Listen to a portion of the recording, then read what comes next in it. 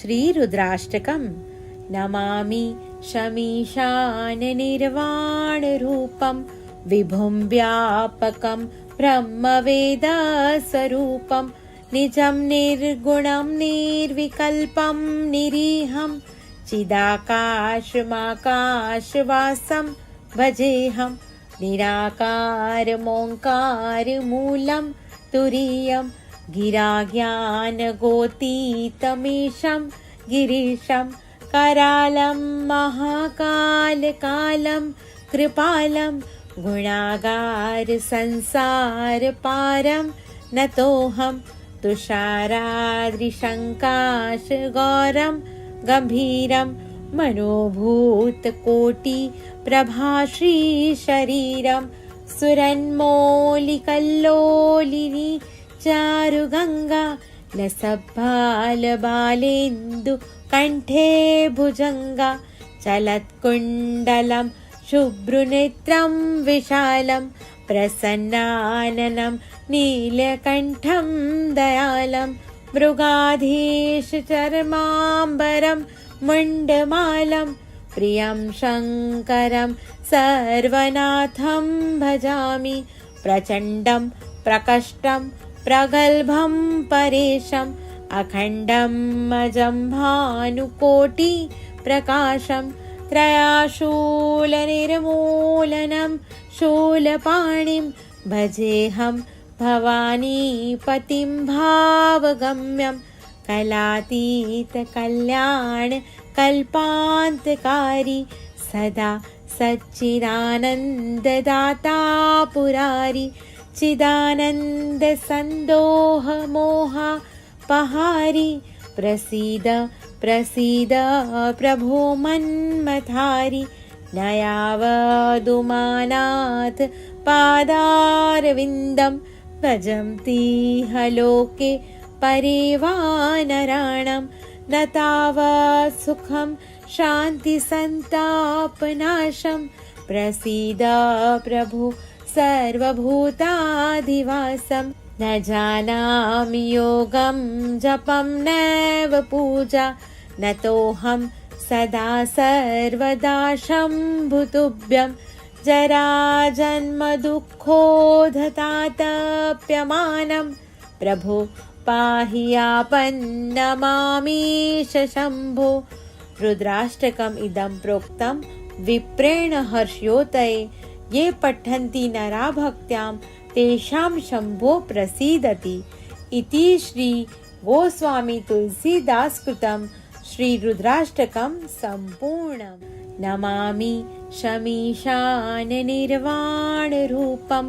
विभुं व्यापकं ब्रह्मवेदस्वरूपं निजं निर्गुणं निर्विकल्पं निरीहं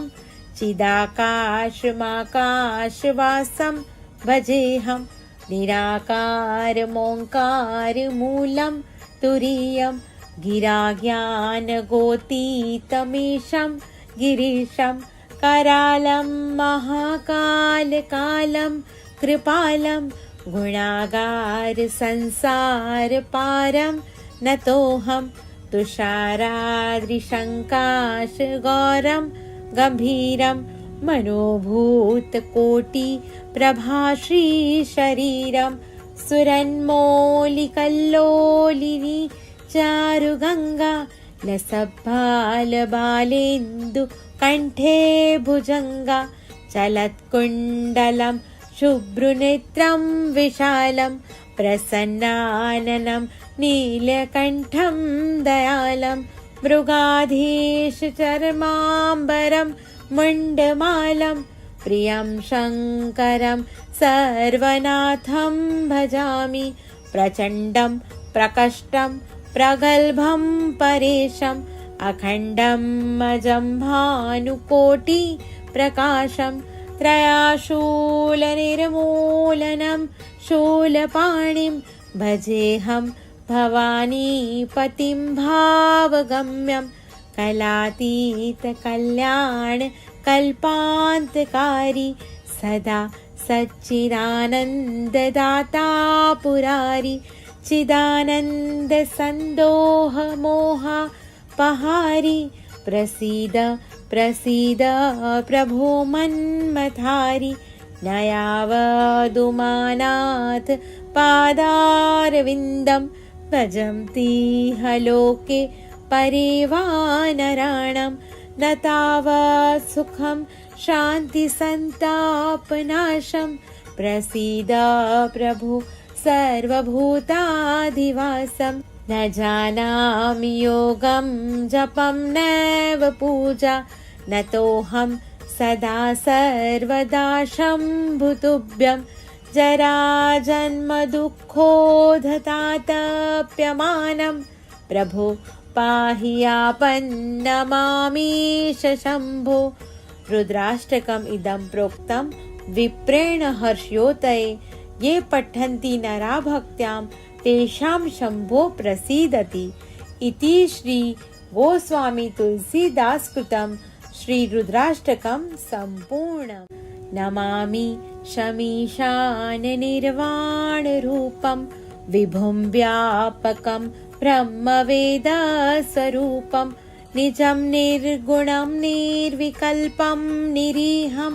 चिदाकाशमाकाशवासं भजेऽहं निराकारमोङ्कारमूलं तुरीयं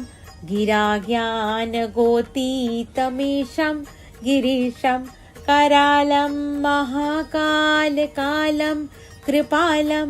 गुणागार संसारपारं नतोऽहं तुषाराद्रिशङ्काशगौरं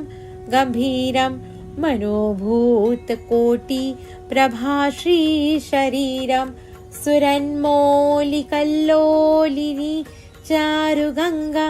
लसद्बालबालेन्दु कण्ठे भुजङ्गा चलत्कुण्डलं शुभ्रनेत्रं विशालं प्रसन्नाननं नीलकण्ठं दयालं मृगाधीशचर्माम्बरं मुण्डमालं प्रियं शङ्करं सर्वनाथं भजामि प्रचण्डं प्रकष्टं प्रगल्भं परेशम् अखण्डं अजं भानुकोटि प्रकाशं त्रयाशूलनिर्मूलनं शूलपाणिं भजेऽहं भवानीपतिं भावगम्यं कलातीतकल्याणकल्पान्तकारी सदा सच्चिदानन्ददाता पुरारी चिदानन्दसन्दोहमोहा पहारी प्रसीद प्रसीद प्रभो मन्मथारी नयावदुमानाथ पादारविन्दं भजन्तीह लोके परिवानराणं न तावत् सुखं शान्तिसन्तापनाशं प्रसीद प्रभु सर्वभूताधिवासं न जानामि योगं जपं नैव पूजा न तोऽहं सदा सर्वदा शम्भुतुभ्यं जराजन्मदुःखोधतातप्यमानं प्रभो पाहि आपन्नमामीश शम्भो। रुद्राष्टकम् इदं प्रोक्तं विप्रेण हर्षयोतये ये पठन्ति नरा भक्त्यां तेषां शम्भो प्रसीदति इति श्री गोस्वामी तुलसीदास कृतं श्री रुद्राष्टकं सम्पूर्णम्। नमामि शमीशान निर्वाण रूपं विभुं व्यापकं ब्रह्मवेद स्वरूपं निजं निर्गुणं निर्विकल्पं निरीहं चिदाकाशमाकाशवासं भजेऽहं निराकारमोङ्कारमूलं तुरीयं गिराज्ञानगोतीतमीशं गिरीशं करालं महाकालकालं कृपालं गुणागार संसारपारं नतोऽहं तुषाराद्रिशङ्काशगौरं गम्भीरं मनोभूतकोटिप्रभाश्रीशरीरं सुरन्मौलिकल्लोलिनी चारुगङ्गा लसद्बालबालेन्दु कण्ठे भुजङ्गा चलत्कुण्डलं शुभ्रुनेत्रं विशालं प्रसन्नाननं नीलकण्ठं दयालं मृगाधीशचर्माम्बरं मुण्डमालं प्रियं शङ्करं सर्वनाथं भजामि प्रचण्डं प्रकष्टं प्रगल्भं परेशम् अखण्डं अजं भानुकोटि प्रकाशं त्रयाशूलनिर्मूलनं शूलपाणिं भजेऽहं भवानीपतिं भावगम्यं कलातीतकल्याणकल्पान्तकारी सदा सच्चिदानन्ददाता पुरारी चिदानन्दसन्दोहमोहपहारी प्रसीद प्रसीद प्रभो मन्मथारि न यावदुमानाथ पादारविन्दं भजन्तीह लोके परिवानराणं न तावत् सुखं शान्तिसन्तापनाशं प्रसीद प्रभो सर्वभूताधिवासं न जानामि योगं जपं नैव पूजा न तोऽहं सदा सर्वदा शम्भुतुभ्यं जराजन्मदुःखोधतातप्यमानं प्रभो पाहि आपन्नमामीश शम्भो। रुद्राष्टकम् इदं प्रोक्तं विप्रेण हर्ष्योदये ये पठन्ति नरा भक्त्यां तेषां शम्भो प्रसीदति इति श्री गोस्वामी तुलसीदास कृतं श्री रुद्राष्टकं सम्पूर्णम्। नमामि शमीशान निर्वाण रूपं विभुं व्यापकं ब्रह्मवेद स्वरूपं निजं निर्गुणं निर्विकल्पं निरीहं चिदाकाशमाकाशवासं भजेऽहं निराकारमोङ्कारमूलं तुरीयं गिराज्ञानगोतीतमीशं गिरीशं करालं महाकालकालं कृपालं गुणागारसंसारपारं नतोऽहं तुषाराद्रिशङ्काशगौरं गम्भीरं मनोभूतकोटिप्रभाश्रीशरीरं सुरन्मौलिकल्लोलिनी चारुगङ्गा लसद्बालबालेन्दु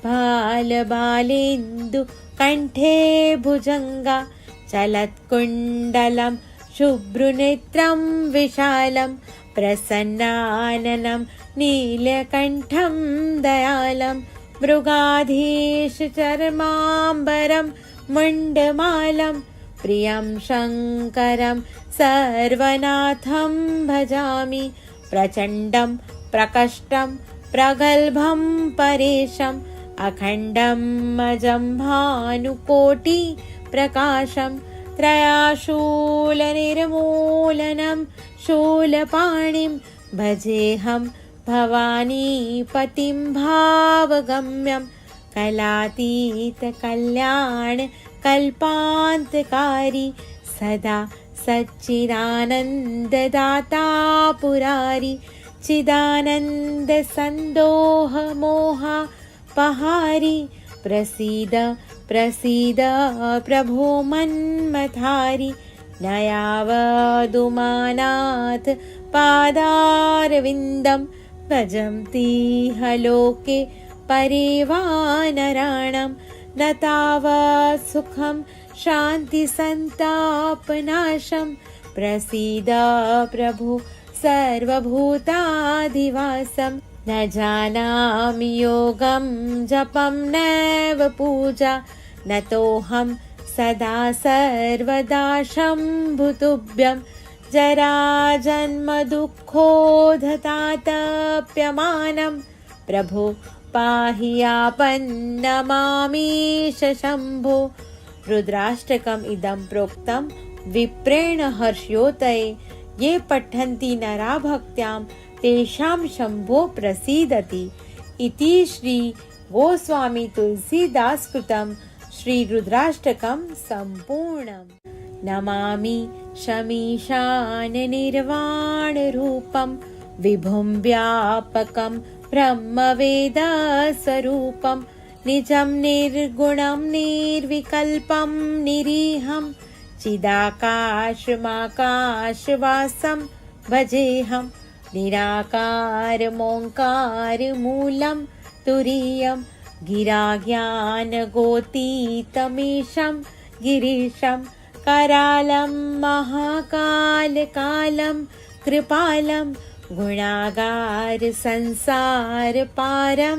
नतोऽहं तुषाराद्रिशङ्काशगौरं गम्भीरं मनोभूतकोटिप्रभाश्रीशरीरं सुरन्मौलिकल्लोलिनी चारुगङ्गा लसद्बालबालेन्दु कण्ठे भुजङ्गा चलत्कुण्डलं शुभ्रनेत्रं विशालं प्रसन्नाननं नीलकण्ठं दयालं मृगाधीशचर्माम्बरं मुण्डमालं प्रियं शङ्करं सर्वनाथं भजामि प्रचण्डं प्रकष्टं प्रगल्भं परेशम् अखण्डं अजं भानुकोटिप्रकाशं त्रयाशूलनिर्मूलनं शूलपाणिं भजेऽहं भवानीपतिं भावगम्यं कलातीतकल्याणकल्पान्तकारी सदा सच्चिदानन्ददाता पुरारी चिदानन्दसन्दोहमोहपहारी प्रसीद प्रसीद प्रभो मन्मथारी नयावदुमानाथ पादारविन्दं भजन्तीह लोके परिवानराणं न तावत् सुखं शान्तिसन्तापनाशं प्रसीद प्रभो सर्वभूताधिवासं न जानामि योगं जपं नैव पूजा नतोऽहं सदा सर्वदा शम्भुतुभ्यं जराजन्मदुःखोधतातप्यमानं प्रभो पाहि आपन्नमामीश शम्भो। रुद्राष्टकम् इदं प्रोक्तं विप्रेण हर्षयोतये ये पठन्ति नरा भक्त्यां तेषां शम्भो प्रसीदति इति श्री गोस्वामी तुलसीदास कृतं श्री रुद्राष्टकं सम्पूर्णम्। नमामि शमीशान निर्वाण रूपं विभुं व्यापकं ब्रह्मवेद स्वरूपं निजं निर्गुणं निर्विकल्पं निरीहं चिदाकाशमाकाशवासं भजेऽहं निराकारमोङ्कारमूलं तुरीयं गिराज्ञानगोतीतमीशं गिरीशं करालं महाकालकालं कृपालं गुणागार संसारपारं नतोऽहं तुषाराद्रिशङ्काशगौरं गम्भीरं मनोभूतकोटिप्रभाश्रीशरीरं सुरन्मौलिकल्लोलिनी चारुगङ्गा लसद्बालबालेन्दु कण्ठे भुजङ्गा चलत्कुण्डलं शुभ्रनेत्रं विशालं प्रसन्नाननं नीलकण्ठं दयालं मृगाधीशचर्माम्बरं मुण्डमालं प्रियं शङ्करं सर्वनाथं भजामि प्रचण्डं प्रकष्टं प्रगल्भं परेशम् अखण्डं अजं भानुकोटिप्रकाशं त्रयाशूलनिर्मूलनं शूलपाणिं भजेऽहं भवानीपतिं भावगम्यं कलातीतकल्याणकल्पान्तकारी कल्पान्तकारी सदा सच्चिदानन्ददाता पुरारी चिदानन्द सन्दोह मोहापहारी प्रसीद प्रसीद प्रभो मन्मथारी नयावदुमानाथ पादारविन्दं भजन्तीह लोके परिवानराणं न तावत् सुखं शान्तिसन्तापनाशं प्रसीद प्रभु सर्वभूताधिवासं न जानामि योगं जपं नैव पूजा न तोऽहं सदा सर्वदा शम्भुतुभ्यं जराजन्मदुःखोधतातप्यमानं प्रभो पाहि आपन्नमामीश शम्भो। रुद्राष्टकम् इदं प्रोक्तं विप्रेण हर्षयोतये ये पठन्ति नरा भक्त्यां तेषां शम्भो प्रसीदति इति श्री गोस्वामी तुलसीदास कृतं श्री रुद्राष्टकं सम्पूर्णम्। नमामि शमीशान निर्वाण रूपं विभुं व्यापकं ब्रह्मवेद स्वरूपं निजं निर्गुणं निर्विकल्पं निरीहं चिदाकाशमाकाशवासं भजेऽहं निराकारमोङ्कारमूलं तुरीयं गिराज्ञानगोतीतमीशं गिरीशं करालं महाकालकालं कृपालं गुणागार संसारपारं नतोऽहं तुषाराद्रिशङ्काशगौरं गम्भीरं मनोभूतकोटिप्रभाश्रीशरीरं सुरन्मौलिकल्लोलिनी चारुगङ्गा लसब्बालबालेन्दु कण्ठे भुजङ्गा चलत्कुण्डलं शुभ्रुनेत्रं विशालं प्रसन्नाननं नीलकण्ठं दयालं मृगाधीशचर्माम्बरं मुण्डमालं प्रियं शङ्करं सर्वनाथं भजामि प्रचण्डं प्रकष्टं प्रगल्भं परेशम् अखण्डं अजं भानुकोटिप्रकाशं त्रयाशूलनिर्मूलनं शूलपाणिं भजेऽहं भवानीपतिं भावगम्यं कलातीतकल्याणकल्पान्तकारी सदा सच्चिदानन्ददाता पुरारी चिदानन्द सन्दोह मोहापहारी प्रसीद प्रसीद प्रभो मन्मथारी नयावदुमानाथ पादारविन्दं भजन्तीह लोके परिवानराणं न तावत् सुखं शान्तिसन्तापनाशं प्रसीद प्रभु सर्वभूताधिवासं न जानामि योगं जपं नैव पूजा न तोऽहं सदा सर्वदा शम्भुतुभ्यं जराजन्मदुःखोधतातप्यमानं प्रभो पाहि आपन्नमामीश शम्भो। रुद्राष्टकम् इदं प्रोक्तं विप्रेण हर्षयोतये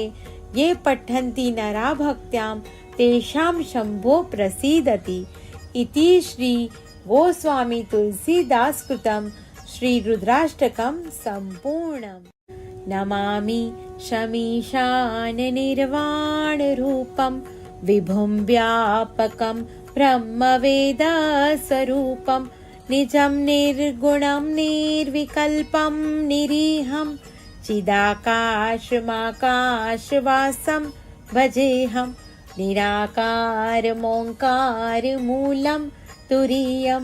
गिराज्ञानगोतीतमीशं गिरीशं करालं महाकालकालं कृपालं गुणागार संसारपारं नतोऽहं तुषाराद्रिशङ्काशगौरं गम्भीरं मनोभूतकोटिप्रभाश्रीशरीरं सुरन्मौलिकल्लोलिनी चारुगङ्गा लसद्बालेन्दु कण्ठे भुजङ्गा चलत्कुण्डलं शुभ्रनेत्रं विशालं प्रसन्नाननं नीलकण्ठं दयालं मृगाधीशचर्माम्बरं मुण्डमालं प्रियं शङ्करं सर्वनाथं भजामि प्रचण्डं प्रकष्टं प्रगल्भं परेशम् अखण्डं अजं भानुकोटिप्रकाशं त्रयाशूलनिर्मूलनं शूलपाणिं भजेऽहं भवानीपतिं भावगम्यं कलातीतकल्याणकल्पान्तकारी सदा सच्चिदानन्ददाता पुरारि चिदानन्दसन्दोहमोहापहारि प्रसीद प्रसीद प्रभो मन्मथारि न यावदुमानाथ पादारविन्दं भजन्तीह लोके परिवानराणां न तावत् सुखं शान्तिसन्तापनाशं प्रसीद प्रभु सर्वभूताधिवासं न जानामि योगं जपं नैव पूजा न तोऽहं सदा सर्वदा शम्भुतुभ्यं जराजन्मदुःखोधतातप्यमानं प्रभो पाहि आपन्नमामीश शम्भो। रुद्राष्टकम् इदं प्रोक्तं विप्रेण हर्षयोतये ये पठन्ति नरा भक्त्यां तेषां शम्भो प्रसीदति इति श्री गोस्वामी तुलसीदास कृतं श्री रुद्राष्टकं सम्पूर्णम्।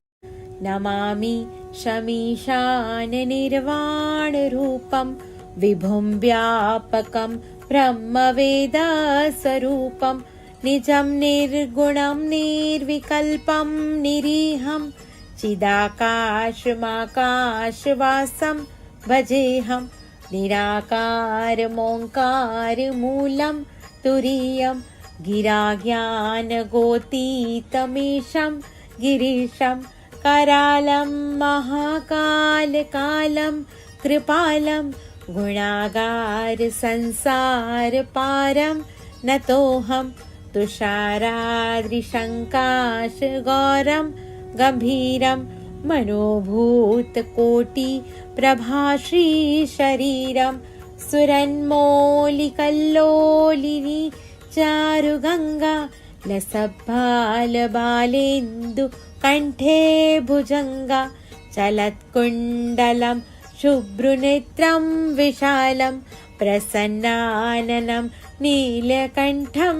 दयालं मृगाधीशचर्माम्बरं मुण्डमालं प्रियं शङ्करं सर्वनाथं भजामि प्रचण्डं प्रकष्टं प्रगल्भं परेशम् अखण्डं अजं भानुकोटिप्रकाशं त्रयाशूलनिर्मूलनं शूलपाणिं भजेऽहं भवानीपतिं भावगम्यं कलातीतकल्याणकल्पान्तकारी सदा सच्चिदानन्ददाता पुरारि चिदानन्दसन्दोहमोहापहारि प्रसीद प्रसीद प्रभो मन्मथारि न यावदुमानाथ पादारविन्दं भजन्तीह लोके परिवानराणां न तावत् सुखं शान्तिसन्तापनाशं प्रसीद प्रभु सर्वभूताधिवासं न जानामि योगं जपं नैव पूजा न तोऽहं सदा सर्वदा शम्भुतुभ्यं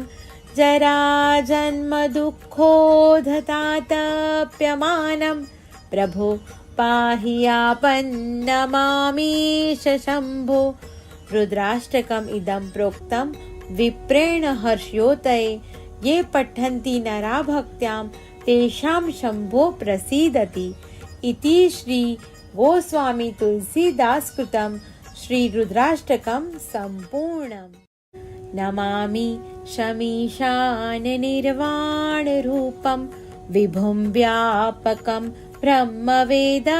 स्वरूपं निजं निर्गुणं निर्विकल्पं निरीहं चिदाकाशमाकाशवासं भजेऽहं निराकारमोङ्कारमूलं तुरीयं गिराज्ञानगोतीतमीशं गिरीशं करालं महाकालकालं कृपालं गुणागार संसारपारं नतोऽहं तुषाराद्रिशङ्काशगौरं गम्भीरं मनोभूतकोटिप्रभाश्रीशरीरं सुरन्मौलिकल्लोलिनी चारुगङ्गा लसद्बालबालेन्दु कण्ठे भुजङ्गा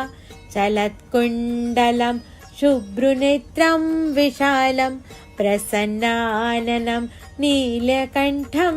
दयालं मृगाधीशचर्माम्बरं मुण्डमालं प्रियं शङ्करं सर्वनाथं भजामि प्रचण्डं प्रकष्टं प्रगल्भं परेशम् अखण्डं अजं भानुकोटि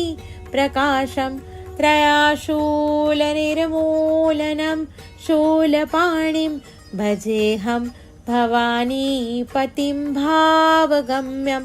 कलातीतकल्याणकल्पान्तकारी सदा सच्चिदानन्ददाता पुरारी चिदानन्दसन्दोहमोहपहारी प्रसीद प्रसीद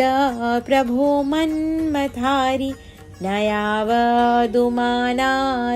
पादारविन्दं भजन्तीह लोके परिवानराणं न तावत् सुखं शान्तिसन्तापनाशं प्रसीद प्रभु सर्वभूताधिवासं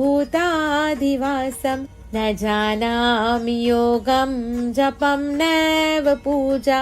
नतोऽहं सदा सर्वदा शम्भुतुभ्यं जराजन्मदुःखोधतातप्यमानं प्रभो पाहि आपन्नमामीश शम्भो। रुद्राष्टकम् इदं प्रोक्तं विप्रेण हर्ष्योदये ये पठन्ति नरा भक्त्यां तेषां शम्भो प्रसीदति इति श्री गोस्वामी तुलसीदास कृतं